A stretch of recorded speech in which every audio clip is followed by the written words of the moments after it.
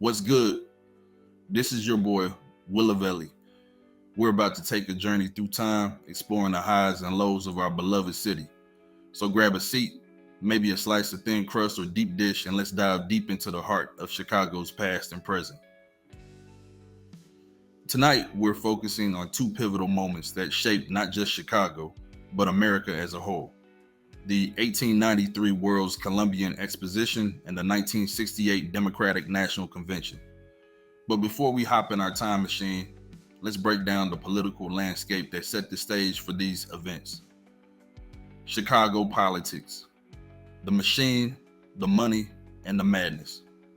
Y'all know Chicago's got a reputation when it comes to politics. We've been called everything from the capital of corruption to the city that works, for some. But how did we get here? Let's break it down, fam. It all started in the late 1800s. Chicago was blowing up faster than the Cubs fans' hopes in the playoffs. We had immigrants pouring in from all over, industries popping up left and right, and politicians trying to figure out how to keep all the plates spinning. That's when the infamous Chicago machine started taking shape. Now, this machine wasn't about one party or one person. Nah, it was a whole system of trading favors for votes, jobs for loyalty. It was about who you knew, not what you knew. And for a minute, it seemed to work. Streets got plowed, garbage got collected, and if you played ball, you could climb that ladder faster than a firefighter. But here's the thing about machines. They need oil to run smooth. And in Chicago, that oil was often green and came in envelopes under the table. Let's take a quick roll call of some of the characters in our political circus. Big Bill Thompson, mayor in the 1920s. This dude was so corrupt, he let Al Capone run wild through that city. Legend has it he once threatened to punch King George V of England in the dome. Real diplomatic, Bill. Richard J. Daley, the boss of all bosses, ran the city from 1955 to 1976. This guy was the master of patronage, the king of public works. Built O'Hare Airport and the Sears Tower, but also presided over some of the worst racial segregation in the country. Talk about a mixed legacy. And in more recent times, we've had governors going to prison, aldermen taking bribes, and enough scandals to fill a Netflix series. Chicago Fire, more like Chicago Liar. But here's the real talk. Corruption ain't just about a few bad apples. It's about a whole system that allows them to thrive. It's about voters who turn a blind eye because that's just how things work. It's about a lack of transparency and accountability that's thicker than lake effect fog. So what can we do about it? Know who's representing you and what they're up to. Don't just vote for a name you recognize. Do your homework. Support laws that shine a light on government dealings. Sunlight is the best disinfectant, and our politics could use a good cleaning. Vote smart, not just in big elections, but in local ones too. That's where the real power is. Your alderman has more impact on your day-to-day life than the president. Run for office, join community organizations, make your voice heard. The system only works if we all participate. Remember, in a democracy, the power ultimately lies with the people. That's us. We've got the power to change things if we step up and use it. Don't let anyone tell you different.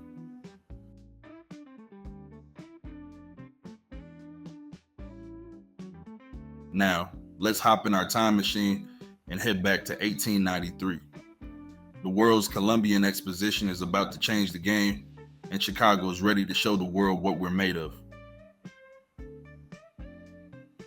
Picture this. It's May 1st, 1893. The world's eyes are on Chicago as we unveil the new world. This is Chicago's coming out party on the world stage. Let's break down some numbers that'll blow your mind. 630 acres of Jackson Park transformed from swampland to wonderland.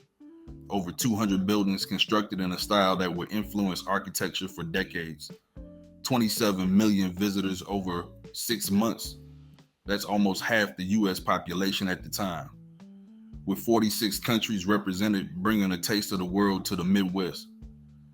The mastermind behind this spectacle, Daniel Burnham, Chicago's architectural MVP. His motto was "Make no little plans," and man, did he deliver. This dude took a patch of swampy land and turned it into a neoclassical dream that had people thinking they died and gone to ancient Greece. Now, let me paint you a picture of what visitors saw. You step off the train, probably all sweaty and grimy from your journey, and then your jaw hits the floor. Before you is a city of gleaming white buildings, classical columns, and sparkling lagoons. At night, it's all lit up with electricity, a sight most folks had never seen before.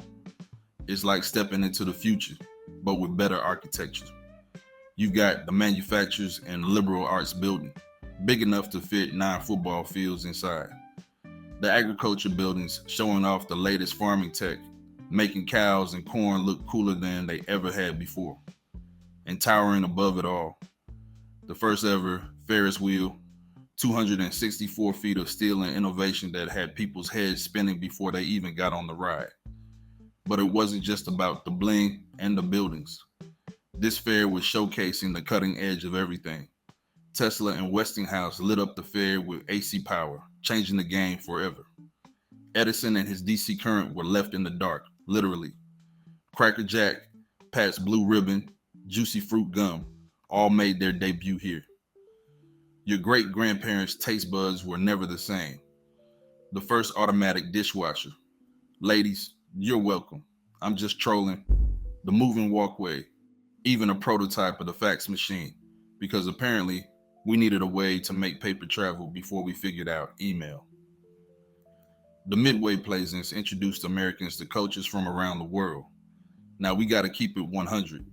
Some of these exhibits were problematic, playing into stereotypes and racist ideas of the time.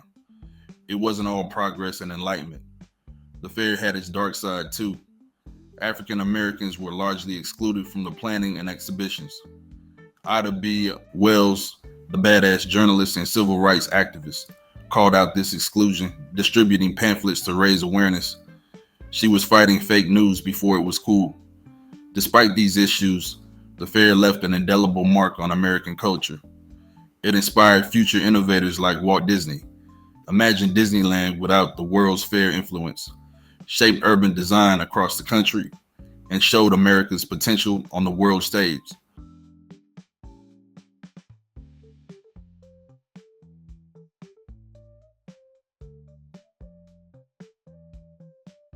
When the Dems chose Chicago for their convention, anti-war protesters saw it as their chance to make a statement. We're talking thousands of people descending on the city, led by groups like the Yippies, Youth International Party, and the National Mobilization Committee to End the War in Vietnam. These weren't your grandma's protesters. They were ready to shake things up. Now, Mayor Richard J. Daley, Chicago's political boss, wasn't about to let his city become a playground for protesters. He was old school, and by old school, I mean he believed in using the stick more than the carrot. He deployed an army, 12,000 Chicago police officers, many of whom weren't too fond of hippies, 6,000 National Guard members, because apparently 12,000 cops weren't enough, and 6,000 U.S. Army troops just to make sure. What followed was chaos. It was like the city turned into a war zone overnight. Outside the convention, protesters clashed with police in Grant Park and other areas. It was less of a protest and more of a battle. Cops used tear gas, clubs, and mace against protesters and bystanders. If you were on the street, you were a target. Chance of the whole world is watching, as TV cameras captured the violence, and they were watching. This was playing out on every TV screen across America. Inside the convention, delegates fighting over the party's stance on Vietnam. It was less a debate and more a verbal brawl. Shouting matches on the convention floor that would make a Cub Sox game look tame. When Senator Abraham Ribicoff condemns the Gestapo tactics of the Chicago police, Mayor Daley reportedly hurls some choice words back at him. Let's just say it wasn't "have a nice day." The aftermath, a government commission later called it a police riot. The events damaged the Democratic Party's image and probably contributed to Richard Nixon winning the presidency that year. Talk about unintended consequences. But more than that, it showed America's deep divisions. On one side, you had young people demanding change, an end to an unpopular war, and more social justice. On the other, you had the establishment, determined to maintain order at any cost. It was like two different Americas colliding on the streets of Chicago. So there you have it. Two moments that defined our city. 1893, a shining vision of progress and innovation, but with blind spots that reflected the inequalities of the time. It was Chicago reaching for the stars, even if some folks were left on the ground. Or 1968, a chaotic clash that exposed the deep divisions in our society and raised questions about power, protest, and democracy. It was Chicago as a battleground for the soul of America. As we face our own challenges today, political corruption, social inequality, economic struggles, we've got a choice to make. Do we want to be the Chicago of 1893, reaching for the stars and showing the world what's possible? Or are we going to be the Chicago of 1968, torn apart by our differences? The power to decide is in our hands. It's in how we vote, how we engage with our communities, and how we hold our leaders accountable. The Constitution gives us the framework, but it's up to us to make it work. So I'm putting it to you. Are we going to let corruption and division define us? Or are we going to channel that innovative, resilient spirit that built the world's Columbia Fair and use it to build a better future for all of us? Remember, we're the city that reversed the river, that rebuilt after a great fire, that's given the world everything from house music to deep dish pizza.